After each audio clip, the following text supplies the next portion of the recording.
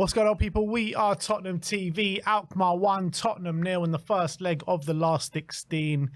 And yeah, we do it every time. We do it every time. We come in, we get excited, saying Spurs are back. Spurs can batter this team. We're playing 6 in the Eredivisie. We've already beaten this in this season. This is all we got left to play for. We're going to put all our energy, all our efforts, all our desire into this game. And then they pull out a performance like that. It's like the timeline of a Tottenham fan this season. It really is so frustrating. And today was no different. An absolute shambles of a performance. Like, what can you say? It feels like we went to the park just before the game in Alkmaar, picked 11 random players and put them on the pitch. Because that's what we may as well could have done. Because it looked like they'd never played with each other before on the pitch. Completely holes open in the defense, mainly in the midfield. And when they're attacking in just like singular players. Like, there's so much gaps and so much space in between every player. It's hard to get any sort of patterns of play going. Passing was just a shambles today. Couldn't make barely a 5-yard pass. RZ Alkmaar had 2 games after we last played against Manchester City, and they're the ones that looked like they had all the energy, the desire, the application. They bullied us in a lot of facets of that game. They were pressing us high up the pitch, and we couldn't deal with it. We can continually trying to play it out the back, and we continually just losing the ball. And up the other end, it was just a lazy press. There was literally no press whatsoever. And I'm struggling to see what the tactics were on the pitch. I'm struggling to see what the game plan was, what the idea was from the manager. And the execution from the players was nothing short of shambolic today. I mean, that own goal that we scored today, Lucas Bergwijn, bless his heart, because I think he worked his socks off after that. Bless his heart, because that goal pretty much epitomized what our performance was all about today. Just absolute dross. Yep, I think you pretty much summed it up there, Ben. It was a gutless performance. It's the biggest night of our European history going into this one. Knockout stages, a tournament that we are favourites for with the bookies, and you just go out there. And I want to put this performance into perspective for you guys. We didn't have a shot on target until the 85th minute or something like that. I think 88th minute with Wilson Odobert. And even that was like, he had no right to shoot from there. Yeah, it wasn't even a shot, I don't think. It was like half a cross. It's just, honestly, it's no way near good enough, Tottenham.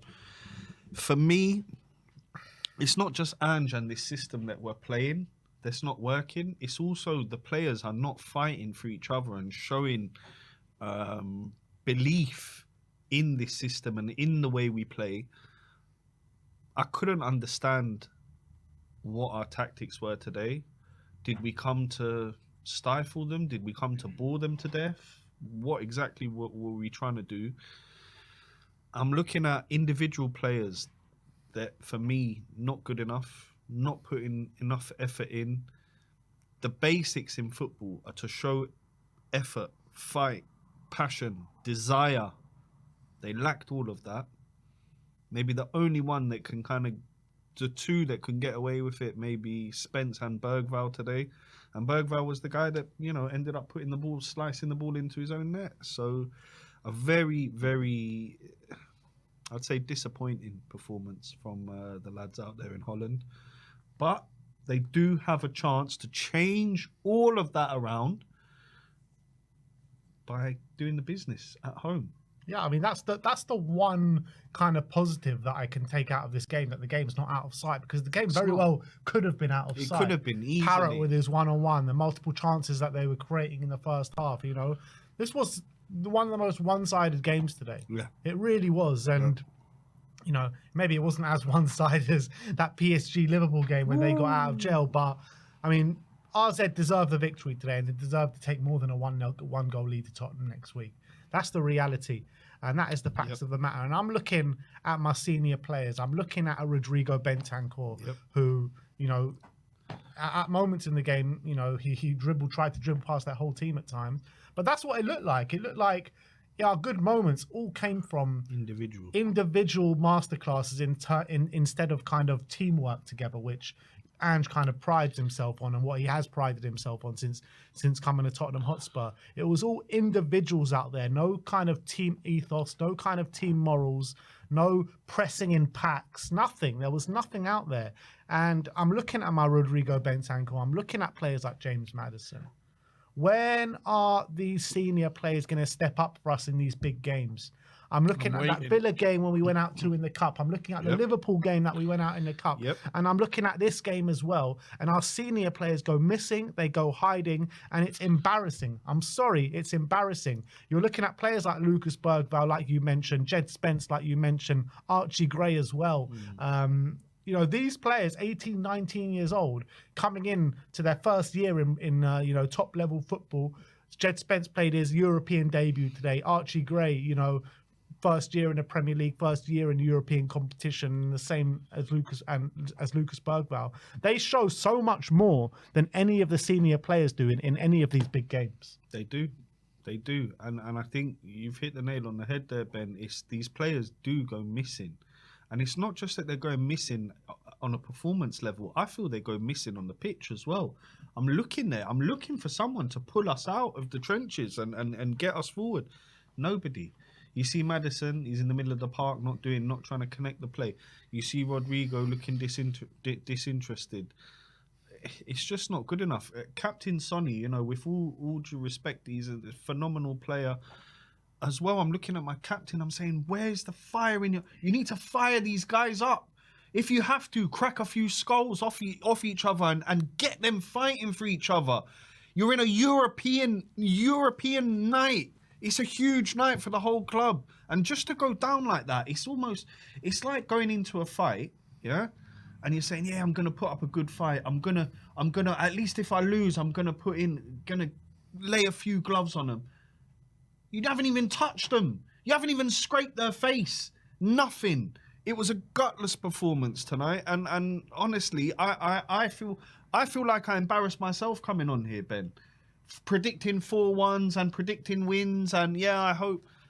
No, we're no way near. We're no way near. And you know, we have all this talk about we're a big club, we have the best stadium in the world. It means nothing. It means nothing. If you can't put out a good team against Alkmaar and put in a performance, it means nothing, all that other stuff. Yeah.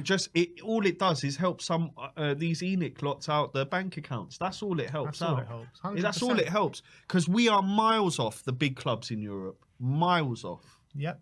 And, you know, I think it tells everything when Spence was one of our best players today, right? But even him trying to play out the back in that second half, consistently losing the ball. But I don't want to lay into Jed Spence, because Jed Spence has been our best player, the one standing up for us over the last 3 months. I want to look at Destiny, who I thought was shocking today. Poor. Bentancur, poor. Maddison, embarrassing. Johnson, poor. I'm sorry to say it, but Son was poor as well. And Matisse Tell hauled off at half time, and rightly so, because he was making no impact in the game whatsoever. And the manager, let's talk about the manager, because, you know, everyone knows what my opinions are on the manager and what I've been debating with you guys and with Sim over the past, 3 months or however long it's been. Where was the tactics today? Can someone please tell me what the tactics were on the pitch? And can someone please tell me why we're rushing injured players back when we're going to need them so desperately in this second period of the season? Dom Solanke clearly wasn't ready. You know, he was strapped up. His leg was strapped up when he came on, and he's reoccurred an injury, and it looks like it's a bad one, and God knows how long he's going to be out for. And don't tell me that this is coincidence that this keeps happening. Don't tell me that this is just a freak incident that this keeps happening. It's happened with Odebear. It's happened with Van der Ven. It's happened with Romero. It's happened with Richarlison. And now it's happened with Dom Solanke. That's 5 players, and there's probably a player or two I'm missing as well. Yep. So do not tell me that this is a coincidence and a freak incident, because this keeps happening over and over and over and over again. It's a joke, man. And I told you Kulusevski was an injury waiting to happen, and now he's out injured until after the international break, and he's not even going to be able to help us for the second leg. So, I mean, I don't know what excuses people can come up with this manager anymore. I really don't. I lost my passport and I couldn't be out there in Alkmaar today. And thank bloody God I did lose my passport, because I'll be going fucking mad out there in Alkmaar. And I'm so happy I wasn't there today, because seriously, I can go home, I can sleep in my own bed tonight. I could be with my wife and my child, and I can... I'm just happy I lost my passport. So thank you. Thank you. Passport gods. Thank you to the passport gods for leaving my passport somewhere that I couldn't find it, and I'm not in Alkmaar tonight.